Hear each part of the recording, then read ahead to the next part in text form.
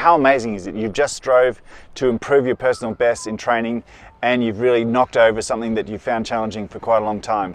You feel euphoric, you feel up, and yet the next time you go out to training, you just can't seem to replicate that again. Each time you get success, you're finding it harder and harder to try and replicate it and repeat it, and this seems to be an inevitable story.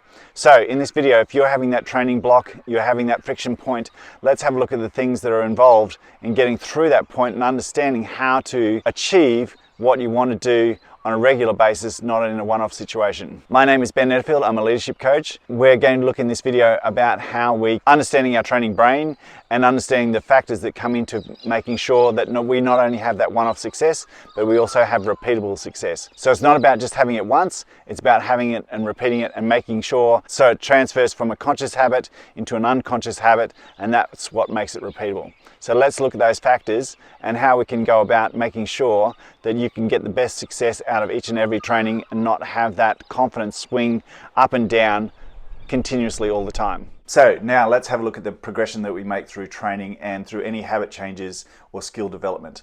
So we first start off in what we call the bliss stage, which is often, if you consider it this way, where if we're watching the Olympics at home, we're often watching divers and things like that, and at first we're in admiration of their skills, and suddenly we creep into the fact of, they could have done this better if they just tucked their arms in, if they just spread their arms out, if they just did these simple things. It seems obvious to us why they can't do these sort of things, because we're watching elite competitors do something that is very complex very easily, and so it makes it look easy for us, so our brain decides that it must be easy to do. And that's what we call the bliss stage, where we're unconsciously aware of how much work and how hard it is to get to that stage. So we will go from that stage there to the next stage, which is where we begin, where we actually realize that we don't understand the skills, don't understand the concepts, don't have the habits to make us be able to do whatever it is that we're trying to train to do. So it's quite hard work for us, and we are constantly making mistakes because we don't have the skills, we don't have the confidence, and we don't have the understanding to get it started. So all those things where we're unconsciously incompetent and we just can't seem to get going, and sometimes this can actually be where most people stop and get totally downhearted and feel that they can't progress from there. But it's actually where everyone starts with every new skill. No one starts as an expert, no one starts as an elite athlete, no one starts with great habits all the time.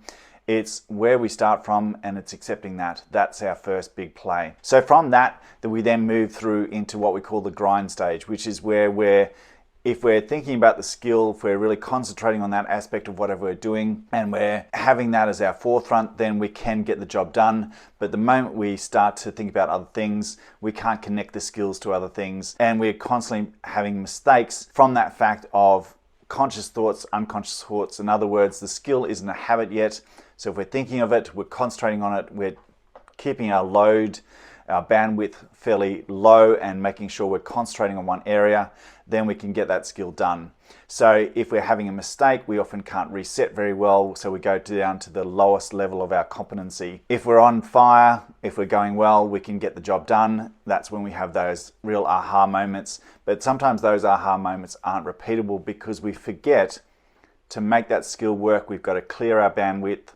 We've got to make sure that we keep it as a really conscious habit and conscious skills that we're trying to develop, rather than just run on instincts, because our instincts still aren't strong enough to carry us through. However, during that stage of grind, we progress from that early stage, which is where we're consciously thinking of the habit or the skill we're trying to develop, that we can actually start adding skills, we can start resetting, we can start recovering things from when things aren't perfect, so we don't need everything to be amazing to go well. And this obviously then starts to let us grow our confidence, because it's not an all or nothing strategy.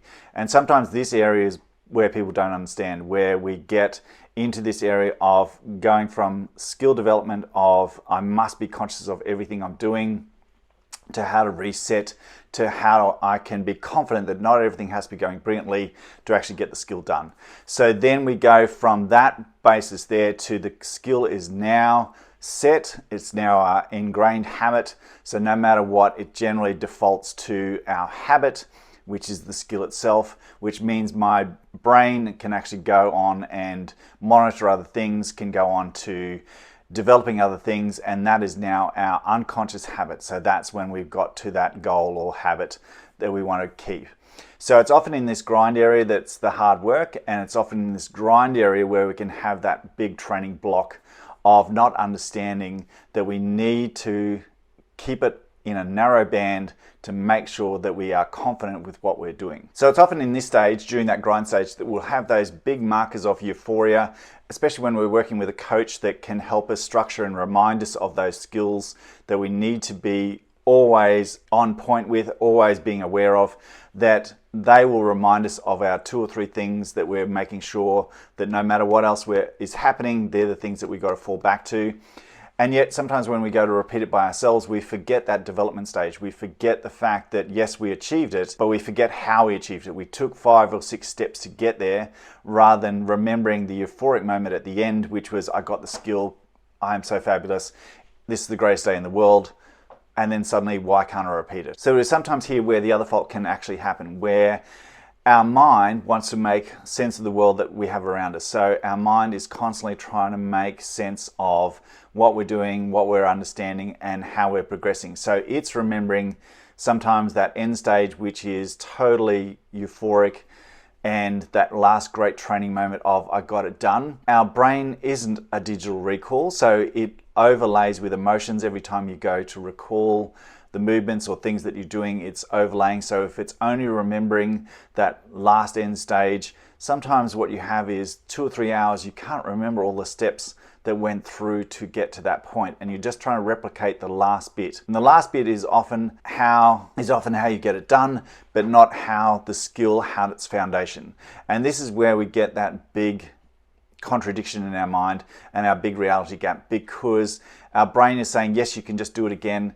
And yet the reality is, if you just go and try and do it again without making sure you're building up through those steps, everything starts to fall apart. Our confidence then starts to wane. We start misunderstanding, or we start misjudging, or we start to feel that we perhaps are totally incompetent and don't have the skills at all. And yet it's actually how we've remembered the skill and remembered the euphoria that actually then doesn't allow us to remember the foundational skills. So how do we break through this roller coaster of up and down when we're trying to actually get through this grind stage? The first thing is actually having a really good debrief session with our coach afterwards to remind ourselves, because remember, as we said, the brain is not a digital memory circuit. It will remember the emotions, it will remember the attachments that we have to any memory. So at the end of a session, we've got to make sure that we have a good debrief, what we felt about the exercise itself. Sometimes the coach can be just as guilty of this in terms of they hear or say what they want to say, and we don't listen to each other. So we have that clash of minds where we're not listening. So if someone has done the skill, the coach is feeling euphoric and congratulating, but the person, the athlete, is actually feeling a little shaken from that moment because they felt it was actually very tenuous whether they could do it or not. And so then it's the coach to reassure what was the grounding skills to get to there, when we'll attempt it next, how we'll attempt it next, and how we're going to go about it, what we're going to practice in the meantime. Whereas sometimes if the athlete is only left feeling that they got it done, but it was actually quite scary and I felt pretty overwhelmed and I felt pretty unsure about it.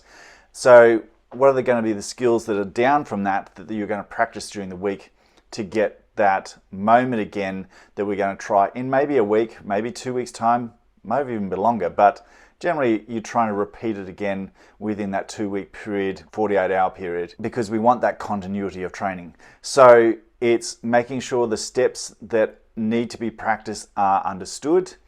It's making sure that that debriefing has listening and heard both ways in the conversation. And then from there you have a plan. And the next big thing is, as we said, because the brain isn't a digital recorder, as soon as you finish that session and you have time, write 2 or 3, 4 points down that were really important from that session. Because what you often find is later on, 4 hours, 48 hours later, the brain starts to rewire little things. It starts to put our own biases, put our own filters on things. Was it just good luck? Was I not achieving this earlier, so that means I'm a bad person and I should have achieved it 3 months ago if it was so easy? The brain is a funny thing in that respect. It can take a euphoric moment and 4 hours later suddenly we're beating ourselves up for the fact that we didn't achieve it earlier. And yet it is reminding ourselves, start from where you are, be where you are, you're in this grind, This is your time. So a good time is to work out these biases that we have, the filters, the unconscious filters that we have in terms of these training moments. So we can understand how we can then progress through from that very conscious moment, progressing it through to an unconscious habit, and that makes it very repeatable. So one of the other big things is actually having what we think of as a reset. The ability to be able to reset from an exercise that's not going completely as we want it to is a really important factor in actually growing as an athlete and growing through our skill development. So the biggest way that we can often do that is learning how to reset and to pause during actually inflow moment. So that pause might only be for a heartbeat. That pause might only be for less than a second. Initially it might be longer than that, but when we can actually gain the skills and gain the confidence to be able to reset in the moment, that's a really important skill to have. So I'll leave those notes and link to the video that I've done previously in the link below. And if you wanted to look at that after this video, that's a really important, helpful tool that you can use for your training as well. So one of the big things is to remind yourself why you're doing this in the first place. Often during this grind stage, it's really quite tough, and it's to remind yourself that this can be quite hard on your soul because you're practicing something that you can't do well and something that you have a deficiency in at the moment. So it's reconnecting with your why. It's then choosing to do what matters here and now in this. What am I progressing for? What am I doing this for? Understanding and the skills to reset. And that's one of the most important things that we do that then allows us to link skills together. If I can reset between skills or reset during a skill, that is one of the biggest things in skill development, in habit development, in life in general. It allows us to reset in a moment, take a breath, clear our head, clear our bandwidth, and get on with what we're trying to do. The other big thing then is to remember that think of not just the skill that you're trying to develop, but the theme that you're trying to have. So the skill might be to develop more inner strength and get more coordination, but the theme actually gives me more confidence to be able to move my body and to be able to breathe through moments, and also to be able to be better at assessing the big picture things. So that then connects me much easier to the goal of this session. The other obvious thing to do is to remind ourselves that we're doing the best we can right now. All that matters is doing that, picking ourselves up. This is what we can do. This is what I'm trying to do. Just give it our best shot. Clear ahead of the what ifs. Clear ahead of the feeling overwhelmed. But it's probably I'm overwhelmed because I'm uncomfortable, not necessarily because I'm under threat.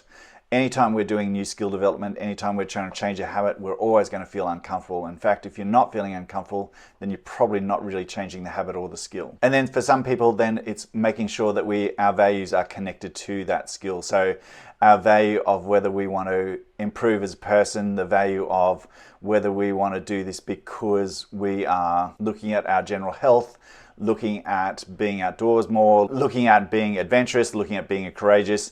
Any of those things that can connect us to our values always is a strong pathway forward in skill development. Actually not unusual to get stuck a little in that grind stage. We're often developing and progressing a lot more than we realize, but it's because we're consciously aware of our progression, how far that we want to still come, that we sometimes get stuck with, well, I haven't got there yet. Often the development is much stronger than we realize, I say working on things that we're actually finding difficult. Anything that we're finding difficult is telling us that we're in that uncomfortable stage and we're working away from our internal habits or our internal instincts and going towards the thing that we actually want to do.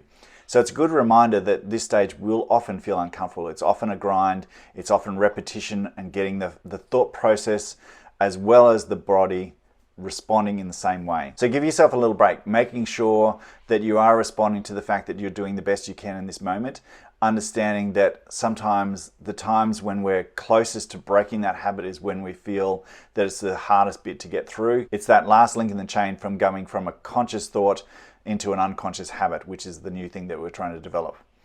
So be a little kind to yourself during these stages and be a little kind to your thoughts and understanding your biases, that you can easily beat yourself up for things that are actually not happening. Our brain isn't designed to be a digital camera. It's not recalling exactly what happens. It's recalling the emotions that we're feeling at the time and the emotions that we're weighed down with of whether we're achieving something or not. So if you're actually thinking in that way, that you're feeling that there's a lot of baggage that's coming up during that time, it's often not to do with the skill itself development. It's to do with how we're carrying things. And I'll leave another link in the video below about understanding the baggage that you're carrying and really making sure that you're able to lighten the load during these skill development stages. To wrap up, making sure that you understand that skill development where you're going from that bliss stage through into the beginning stage, through into the grind stage, and there's a big variation during that grind stage through into the goal itself. And the goal itself is when it becomes an unconscious new habit. And this could be anything in life. It's not just to do with athletes and skills development. It can be anything that you're trying to change in habit, in the way of your habits. Remember to be kind to yourself. Remember to take notes. That reminds you that what you're trying to do and what you have achieved and what you're trying to do for the next session. It's often a much easier way than when the brain sometimes does a recall and layers over it with emotions, and sometimes that emotions actually weren't connected to the event itself. The brain does an excellent job of scanning its environment, looking for anchors and signs of what it thinks is doing well. So when you're in these uncomfortable stages, it's probably trying to tell you that you need to leave that situation because things aren't going your way and things are quite difficult. However, if you acknowledge the fact that you are changing something and that will make it inherently uncomfortable, the trick is then to get friends with that uncomfortable feeling, because that's telling you you're in that change stage. I hope this little video helps. And if you have a friend that's struggling through a little block in their training, you can share it with them and let them move through their friction point a little faster with the skills of understanding how and why they're feeling a little threatened or a little uncomfortable during these stages. It's reminding yourself that the brain doesn't have a perfect recall. It has an emotional recall to all the events that happened, the things that you're trying to achieve, how you're going to try and achieve them, what's the important thing for the next session, what's the things that you're going to practice in between and why you're practicing those, and also the skill of being able to reset during that skill development. That's probably one of the best things you can do during any periods of our life, is making sure that you have the ability to take that breath and reset, and that allows us to move through our uncomfortable phases much easier and much better. Also, don't be afraid to talk with your coach about how this is making you feel, making sure they're actually listening to your thoughts and your fears about this progression and your blocks. And sometimes it's something from your outside life that is actually your block rather than in this moment block. And once everyone understands that, it can actually work through that, alleviate the action, and to clear your mind and to give you that bandwidth to actually concentrate on the task that you're trying to do. So sometimes if we've had a fear or a block from previously, and not necessarily in this skill development, but it's actually limiting what I can do, and our brain is trying to be too protective in this moment. So I hope these really help, and if you like this video, please like and subscribe, and hopefully we'll see some more of these to you in the future. Remember to be kind, and the most important person to be kind to is yourself, because you are the one that's doing your best in this day. Take care, all the best, see you in the next one.